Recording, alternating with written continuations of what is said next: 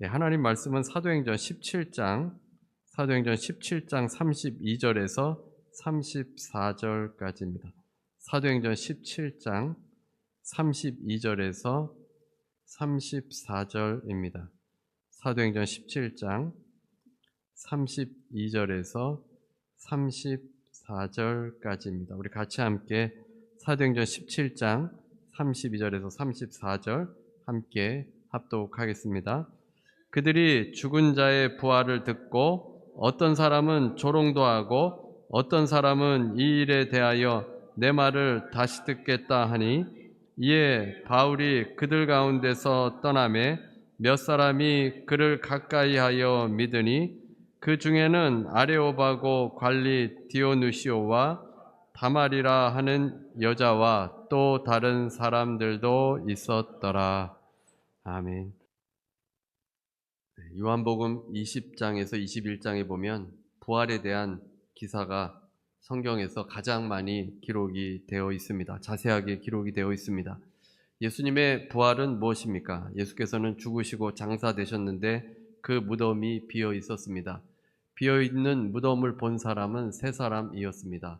막달라 마리아와 베드로와 요한입니다. 이 세 사람이 이제 빈 무덤을 보게 되는데, 최초로 보게 되는데, 막달라 마리아가 가장 먼저 발견한 사람입니다. 여자이기 때문에 그 당시에는 증언의 효력이 없습니다.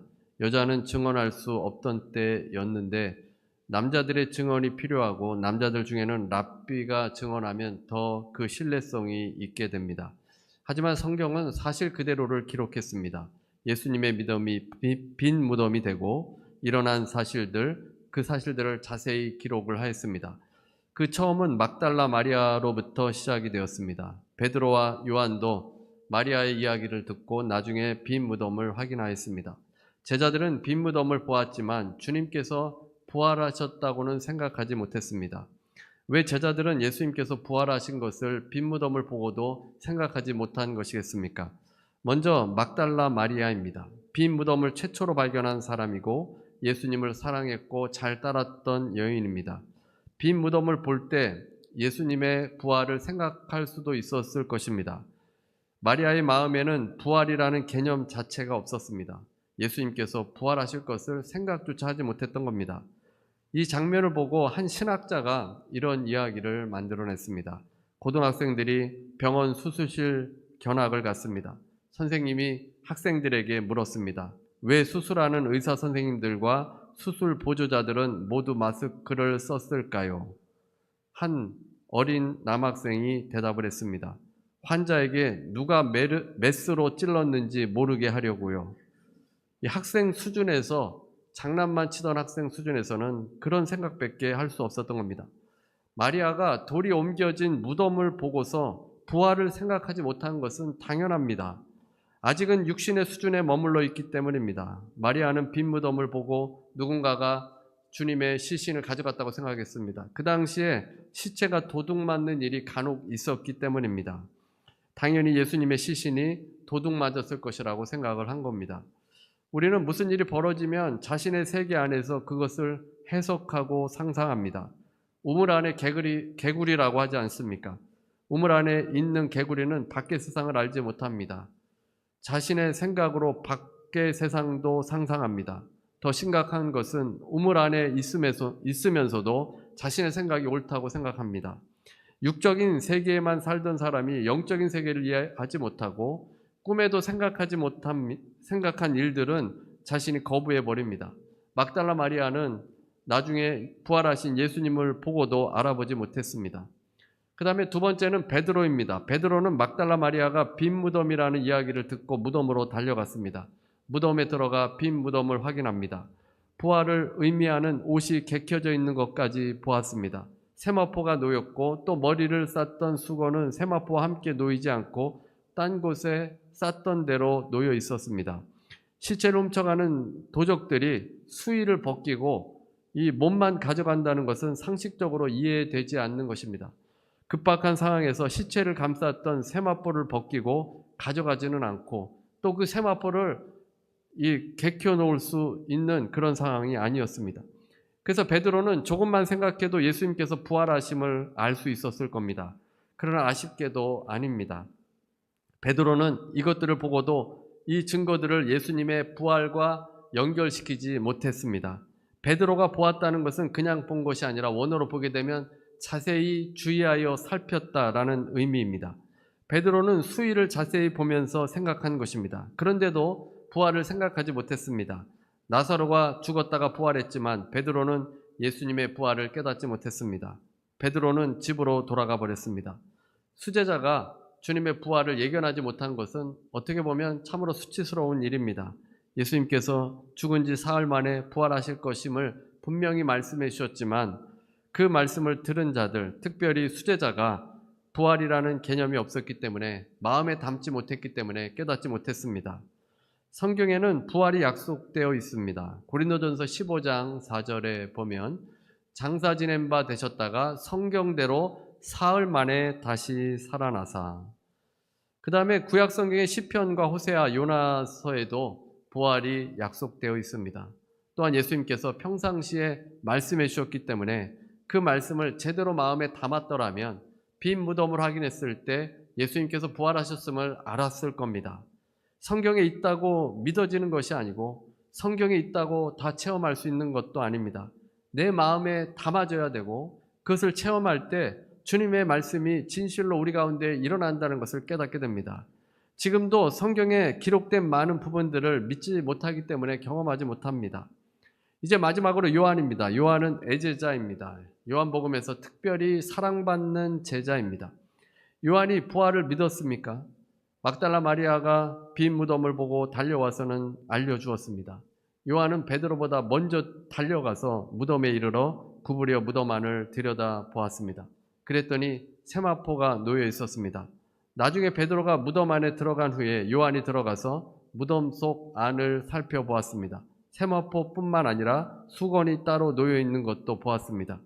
빈 무덤을 본 요한의 반응은 막달라 마리아와 베드로와는 조금 달랐습니다. 요한복음 20장 8절입니다. 그때야 무덤에 먼저 갔던 그 다른 제자도 들어가 보고 믿더라. 요한도 들어갔는데 믿더라 라고 되어 있습니다. 요한이 무엇을 믿었는지 사실 정확히 알 수 없습니다. 요한복음을 전공한 김동수 교수님은 요한이 예수님께서 부활하셨음을 정확히 믿지는 못했을 것이라고 합니다. 하지만 하나님이 무슨 놀라운 일을 벌이셨는데 그것이 무엇인지는 모르겠지만 그것을 믿었다라는 것입니다. 그러니까 요한은 사랑받는 제자임에도 정확하게 예수님의 부활까지는 믿지 못한 것입니다. 좀 정리를 해보자면 막달라 마리아, 베드로, 요한은 모두 빈 무덤을 보았습니다. 하지만 모두가 그 빈 무덤을 보고서 부활을 의미한다고 생각해내지는 못한 것입니다. 그들은 왜 빈 무덤을 보고도 예수님의 부활을 생각하지 못한 것입니까? 당시에는 예수가 정말 부활할 것을 상상하지 못했기 때문입니다. 빈 무덤과 부활을 연결하지 못했습니다. 사람이 죽으면 그냥 그것으로 끝이라고 생각하는 것입니다. 다시 살아난다는 생각을 하지 못한 것입니다. 지금도 사람이 죽으면 다시 살아난다는 개념이 없습니다. 절대 불가능하다고 생각합니다. 부활의 개념이 없기 때문에 이 생각으로 제한되어 있기 때문에 우물 안에 개구리처럼 우물 아래에 있는 그 생각으로만 판단하게 되어집니다. 그래서 부활의 증거를 보고도 믿지 못한 것입니다. 두 번째는 성령이 임하기 전이었기 때문입니다. 요한복음에서 성령의 역할이 중요한데 성령께서는 예수님을 깨닫도록 해주십니다. 성령이 없으니 믿어지지 않는 것입니다. 부활의 말씀을 성령께서 확신시켜 주셔야 하는데 아직 이들에게 성령이 임하지 않았기 때문에 그들이 믿지 못한 겁니다. 사실 우리는 일일이 부활에 대해서 역사적으로 조사하고 파헤치지 않아도 그냥 부활이 믿어지지 않습니까? 예수님을 믿을 때 부활의 사실들도 그냥 믿어집니다. 성령께서 우리 안에 역사하시고 그 부활을 믿도록 해주시기 때문에 우리는 부활을 믿기가 쉬운 것입니다. 그러나 교회 밖에 예수님을 믿지 않는 사람들은 이 부활이 도대체 믿어지지가 않는 것입니다. 결국 성령이 임하시기 전에 제자들은 실제로 부활하신 주님을 만나고서야 부활을 믿게 됩니다. 주님의 부활이 사실임에도 불구하고 우리의 제한된 생각과 마음을 열지 않으므로 부활을 받아들이지 않게 됩니다. 우리가 믿음을 가지고 받아들이고 성령이 임하면 부활이 믿어지게 되어집니다. 오늘은 죽은 자의 부활을 듣고 라는 제목으로 함께 말씀을 나누겠습니다. 오늘 본문에 아덴은 어떤 곳입니까? 아테네. 그것은 우상이 많은 곳이고 여러 철학 사상이 있는 곳입니다. 바울은 알지도 못하는 신을 섬기는 사람들이 불쌍해서 그들에게 창조주 하나님을 알려주셨습니다. 이 세상을 창조하신 하나님은 무엇이 부족한 분이 아니시라 우리에게 생명과 호흡과 필요한 것들을 채워주시는 분이십니다. 또 하나님께서는 이 우주 만물과 자연을 통해서 하나님을 찾아올 수 있도록 실마리를 주셨습니다. 하나님을 발견할 수 있도록 해주신 것입니다. 그리고 하나님께서 정하신 사람 예수 그리스도를 공의의 심판자로 세우셨습니다. 십자가의 제물로 돌아가셨다가 부활하신 예수 그리스도 안에서 만민이 죄사함을 받고 하나님의 자녀로 구원함을 얻게 되어집니다. 예수 그리스도의 대속의 죽음으로 회개하고 주님께 나오는 자들은 구원을 얻게 되는 겁니다. 이제 바울의 설교가 끝났을 때 철학자들의 어떤 반응이 있었습니까? 32절 말씀입니다. 오늘 본문 32절 말씀. 그들은 죽은 자의 부활을 듣고 어떤 사람은 조롱도 하고 어떤 사람은 이 일에 대하여 내 말을 다시 듣겠다 하니, 죽은 자의 부활, 예수 그리스도의 죽었다가 부활하신 이 설교를 듣고 어떤 사람은 조롱도 하고 어떤 사람들은 관심이 있었습니다. 경멸하고 조롱했던 사람들도 있고 관심이 있었던 사람도 있었다는 겁니다. 철학자들은 계속해서 죽은 자의 부활에 대해서 조롱하였습니다. 그 당시 아덴 사람들은 영은 선하고 육은 악하다라는 이원론을 신봉하고 있었습니다. 악한 육체의 부활에 대해서는 그들의 관심을 끌지 못했던 것입니다. 쉽게 말하면 우리가 육신을 입고 있는데 이 육이 악하다는 겁니다. 이 육이 악하고 이 육에서 떠나게 되면 자유롭게 되고 이 영이 선하다, 영이 높은 가치로 여긴 것입니다. 그래서 영이 죽으면 영이 육체로부터 나와서 자유롭게 되는데 그 영이 다시 들어와서 부활한다고 하니까 그 부활에 대해서 경멸하고 조롱했던 것입니다. 그러나 이러한 철학 사상이 지배할 때도 부활을 가치 없게 여길 때에도 어떤 사람들은 이 일에 대해서 다시 듣겠다고 했습니다. 바울은 아레오바고를 떠나 숙소로 돌아갔습니다. 우상의 도시 아덴에서 사역이 다 끝난 것은 아니었습니다. 아직 아덴에서 마쳐야 될 일이 있습니다. 오늘 본문 34절입니다. 34절. 몇 사람이 그를 가까이하여 믿으니 그 중에는 아레오바고 관리 디오누시오와 다말이라 하는 여자와 또 다른 사람들도 있었더라. 몇 사람이 바울에게 나와왔습니다. 이들은 예수님의 죽음과 부활에 대해서 관심을 가진 사람입니다. 바울이 전한 복음을 받아들인 사람입니다. 그 중에 두 사람의 이름을 밝히고 있습니다. 바울은 이들에게 하나님의 말씀을 전해 주었습니다. 디오누시오와 다말이라는 사람입니다. 디오누시오는 아레오바고 관리이고 이 다말이라는 사람은 여인입니다. 디오누시오는 아레오바고의 관리인데 당시 12명으로 구성되어 있던 아테네의 재판위원 중 한 명이었을 것입니다. 다말이라는 여인의 이름을 밝힌 것으로 보아서 이 여인 또한 굉장히 유명했던 여인이었을 겁니다. 그래서 아덴에서 복음을 전파했지만 많은 사람들이 복음을 받아들이지는 않았습니다. 몇 사람이 관심을 가졌고 복음을 받아들였습니다. 어떤 곳에서는 많은 사람이 복음을 받아들였는데 아덴에서는 이렇게 적은 사람이 복음을 받아들인 이유는 우상과 철학으로 인해서 사람들이 복음에 관심이 없었을 뿐만 아니라 그들의 생각이 제한되어 있었기 때문입니다. 우상을 믿던 방식으로 복음을 받아들이려고 했고 철학의 방식으로 복음을 대하니까 복음을 믿지 못한 것입니다. 철학자들은 자신의 철학의 잣대로 예수님을 생각하며 조롱하였습니다. 복음을 받아들이는데 그런 제한된 생각으로 영적인 진리를 깨닫지 못했던 것입니다. 그렇다고 해서 아덴의 사역이, 사도 바울의 사역이 실패한 것은 아닙니다. 그 당시 영향력 있던 두 사람이 또 몇 사람이 예수님을 믿게 돼서 그들을 통해서 또 아덴에도 복음의 역사들, 확장의 역사가 일어나게 될 것입니다. 부활은 믿기가 쉽지 않습니다. 부활이 없으면 오히려 더 편하게 교회 다닐 분들도 있을 겁니다. 우리가 죽고 천국에 가면 되지 왜 부활해야 되나? 부활이 과학적으로 맞는 것인가? 어떻게 부활할 수 있겠는가? 이런 생각들로 부활을 거부하고 또 예수님을 거부할 수도 있습니다. 유진 피터슨의 잘 산다는 것에라는 책에 보면 나사로 이야기가 나오는데 성경에 나사로가 죽었습니다. 예수님은 나사로를 살려내셨습니다. 왜 살린 것입니까? 그 이유를 알 수 없습니다. 나사로는 실제 인물입니다. 그는 부모가 있었고 여동생이 있었습니다. 어릴 때 여동생들과 같이 놀고 싸우기도 했을 겁니다. 그는 성장해서 예수님을 만났습니다. 나사로는 예수님과 가깝게 지내며 예수님을 믿었습니다. 그는 그러다가 나사로가 죽었습니다. 누구나 결국은 죽고 맙니다. 인생에서 죽지 않고 사는 사람은 없습니다. 우리가 출생하는 날짜가 있고 사망일도 생기게 될 것입니다. 그 두 날 사이에 두고 우리는 사람들과 지내고 일을 하고 그렇게 시간을 보내게 됩니다. 그러다가 이제 어느 순간에 우리가 죽게 되는데 죽으면 다 끝이 납니다. 이 땅에서는 더 이상 함께 할 수 없습니다. 문득문득 기억 속에서 추억 속에서 죽은 사람을 생각하지만 죽으면 끝입니다. 그런데 예외가 있었습니다. 나사로입니다. 나사로는 다시 살아났습니다. 나사로는 태어난 출생일이 있고 사망일이 있는데 거기에 하나 더 보태서 생명을 되찾은 날이 있었던 겁니다. 예수님께서 나사로야 나오라 라고 말씀하실 때 나사로가 무덤에서 나왔습니다. 두 여동생은 오빠는 죽었고 이제 끝이라고 생각하고 울었습니다. 이제 할 수 있는 일은 없고 추억만 생각할 뿐이라고 생각했습니다. 이들 생각에는 죽음이 모든 것을 다 끝장냈다고 생각했습니다. 죽음이 결정권을 가지고 있다고 생각했습니다. 죽음으로 모든 것이 다 끝나버린 것입니다. 예수님께서 왜 나사로를 살렸겠습니까? 왜 나사로를 많은 사람들이 보는 앞에서 무덤에서 걸어 나오도록 하게 하신 것이겠습니까? 예수님께서 모든 죽은 사람을 살리신 것이 아니라 나사로만을 예외로 두셨는데 우리의 죽음이 끝이라고 생각했을 때 부활로 인해서 부활하신 예수님, 죽은 자를 살리시는 예수님을 깨닫도록 하기 위함인 것입니다. 우리는 생명이 있어서 죽음 이후에 부활에 놀라지 않을 수 없습니다.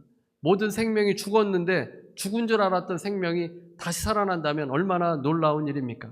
우리의 고정관념이 산산이 부서지게 될 것입니다. 죽었다고 생각하는 나무가 이제 봄이 되어서 다시 살아나는 것 같습니다. 희망이 없다고 생각한 나무가 긴 겨울을 견뎌내고 다시 잎이 나오게 됩니다. 새로운 삶이 시작됩니다.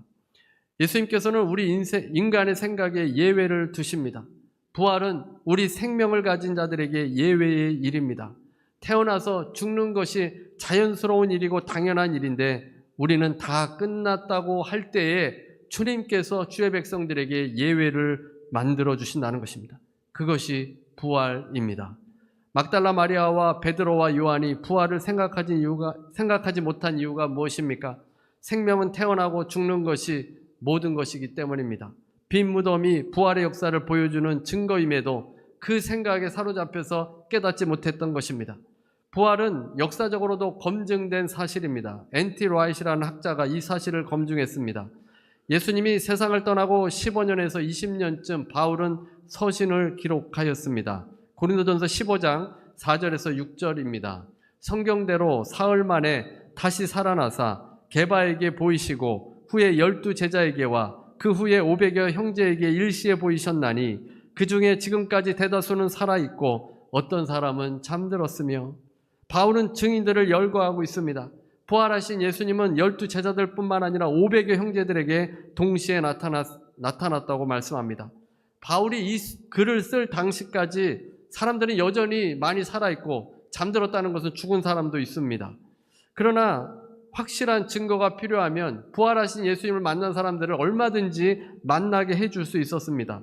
빈 무덤과 증인들은 확실한 증거였습니다. 만일 증인들만 있다면 그 예수께서 부활하신 그 예수님을 만난 사람들만 있다면 그것은 환시이거나 환영일 수 있습니다. 그러나 빈 무덤도 존재했습니다. 빈 무덤과 증인들이 있기 때문에 예수께서 죽음에서 살아나심에 확신할 수 있는 것입니다. 무덤이 비어있지 않거나 500여 형제들의 증인들이 없었다면 바울의 설교를 듣고 회심하는 사람들은 아마 없었을 겁니다. 의심을 품은 자들은 무덤으로 달려가 보거나 부패한 예수의 시신을 끌어냈을 겁니다. 왜냐하면 그 당시에 바울을 반대하는 사람들이 많았고 바울을 죽이려고 하는 사람들이 많았습니다. 어떻게 해서든지 바울의 그 설교에 반론을 제기하려고 했었을 겁니다. 부활이 엄연한 사실이기 때문에 그런 증거들을 가져올 수 없었습니다. 제자들이 조작한 것이 아닙니다. 보통 그 당시에 부활을 믿었다고 하면 지금 현대인들은 아마도 고대 사람들은 초자연적인 현상을 믿었기 때문에 쉽게 믿었을 것이다 라고 생각하기도 합니다. 하지만 그 당시의 지배적인 세계관으로는 신체적인 부활은 상상할 수조차 없는 일이었습니다. N.T. 라이트는 지중해와 당시 사람들의 생각은 육신의 부활이 불가능하다고 생각했다고 했습니다. 그리스 로마 세계는 마음과 영혼은 선한 반면 육신과 물질계는 연약하고 부패하고 불결하다고 생각했습니다. 불가능하다라는 생각이 반영된 것입니다. 유대인들은 물질적이고 육신적인 세계를 선하다고 여겼습니다. 죽음은 물질계에서 벗어나 자유로워지는 것이 아니라 비극이라고 생각했습니다. 유대인들은 언젠가 하나님께서 세상을 새롭게 하시고 고통과 죽음을 없이 하시는 그 날이 되면 부활할 것이다 생각했습니다. 그래서 마지막 날 심판날 하나님께서 다시 이제 회복시키는 그 날에 부활이 일부분, 그 중에 한 부분으로 생각을 한 겁니다. 그래서 1세기 유대인에게 누가 죽었다가 살아났대 이렇게 말하면 대부분 이렇게 대답합니다. 제정신이야? 그게 말이 돼? 질병과 죽음이 끝났다고? 세상에 참다운 정의가 세워졌단 말이지. 늑대와 어린 양이 나란히 눕는다는 얘기야? 어처구니가 없군 이라고 말한다고 합니다. 개인의 부활은 상상할 수 없고 마지막 날에 모두가 부활하는 그 날, 완전한 정의가 있고 죄와 사망이 없고 그 날을 유대인들은 생각하는 것입니다. 그래서 예수님께서 부활하셨다 쉽게 믿지 않습니다. 그들의 세계관은 도저히 믿을 수 없는 일이었던 겁니다. 부활신앙은 예수님 이전에는 없던 것이었습니다. 보통 새로운 사상을 받아들이려면 상당 기간 논쟁하고 토론합니다. 부활의 본질을 두고 토론한 적이 없습니다. 예수님께서 숨을 거두시자마자 이 세상에 부활의 역사들이 나타나게 되고 부활신앙이 나타나게 된 겁니다. 토론이나 어떤 절차도 없었습니다. 스스로 본 바를 다른 사람들에게 전달할 뿐입니다. 유대인들을 설득하도록 만들어낸 가설이 아니라는 것입니다. 그 사실이기 때문에 자연스럽게 예수님을 믿는 사람들은 부활신앙을 전하였습니다. 유대인 크리스찬들이 예수님을 믿는다는 것은 초월적인 하나님이 인간이 되시고 그 인간이신 예수께서 십자가에서 죽으시고 부활하신 것입니다. 그러니까 유대인의 생각과는 정반대의 일을 받아들이게 되는 겁니다. 하나님께서는 너무나도 거룩하셔서 하나님께 가까이 가면 죽는다는 것을 유대인들은 너무나도 잘 알고 있습니다.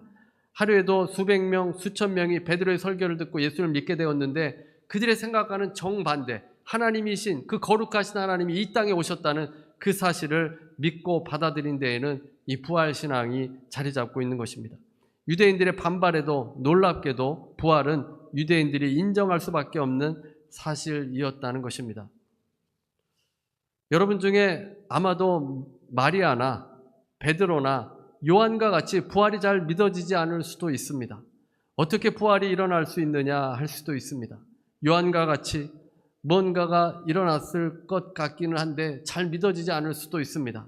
잘 이해가 되지 않아서 그냥 믿는 경우도 있는데 부활은 확실한 증거로 남아 있습니다. 빈 무덤이 증거이고 예수를 목격한 제자들이 증인입니다. 또한 사도 바울이 증인입니다. 목숨을 걸고 그는 선교 여행을 했습니다. 돌세례를 맞아서 죽을 뻔한 것 우리가 함께 사도행전을 통해서 보지 않았습니까? 하나님의 아들 예수께서 이 땅에 오셔서 죽으시고 실제로 부활하셨기 때문에 그가 목숨을 걸고 그 하나님의 아들 예수 그리스도를 증거한 것입니다. 자신이 조작한 것 위해서 목숨을 버리겠습니까? 제자들, 예수 그리스도의 제자들 12제자는 하나같이 순교를 당하였습니다. 자신들이 조작했다면 그것을 위해서 목숨을 바치지는 않을 것입니다. 부활의 소망, 이것은 역사적으로도 확실한 것이고 이 부활의 소망을 갖는다면 우리가 살아가는 이 세상 가운데 무엇이 두렵겠습니까? 우리의 인생은 잠깐이요 부활 영생 소망이 우리를 기다리고 있습니다. 하나님께서 정하신 분 예수 그리스도를 믿고 담대함으로 부활 소망으로 살아가시는 여러분 모두가 되시기를 주님의 이름으로 축원합니다.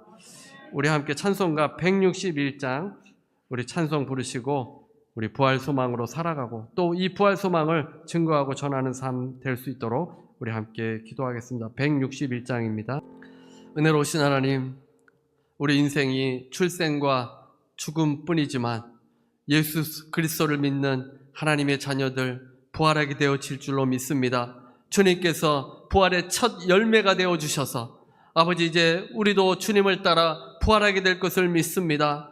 하나님, 이 땅에서는 힘들고 어렵고 고통과 아픔과 눈물이 있지만 아버지께서 우리를 부활시켜 주셔서 그 영광스러운 잔치에 참여하며 기쁨의 날, 아버지 모두가 만나게 될 그 날이 우리에게 있음을 믿습니다. 하나님, 무엇 때문에 우리가 두려워하고 무엇 때문에 걱정합니까? 하나님, 부활 신앙으로 살게 하여 주옵소서. 부활 소망으로 살게 하여 주시고 담대하게 나아가게 하여 주셔서 아버지, 주님의 나라를 아버지 바라볼 수 있는 주의 백성들 다 되어지도록 인도하여 주옵소서. 아버지, 육신의 어려움도, 아버지 가정의 문제, 일터의 문제도 다 주님 앞에 내려놓습니다. 주님께서 해결하여 주시고 하나님께서 역사하여 주셔서 늘 기쁨으로 아버지 소망 가지고 나아갈 수 있는 모든 주의 백성들 될 수 있도록 인도하여 주시옵소서.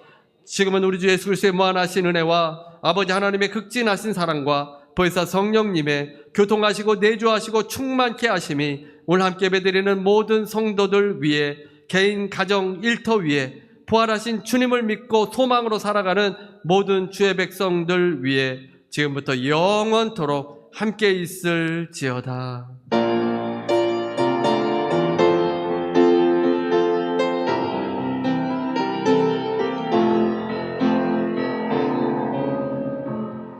하나님께 감사의 박수 드리시겠습니다.